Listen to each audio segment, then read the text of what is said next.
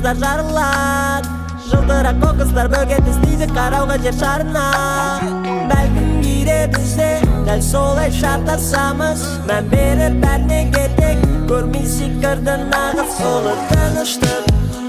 Не кішкентай айқай сенің сезімдерің маған тұқпас, байқай ойбай сен менсінбейсің. Бұл тартылыстың күшін ішіңдегі толқындарды шақыру үшін берем айтып қиналмай, көздерің байлайды менен сұрамай, жүзіңнен ғайып болса күлкім.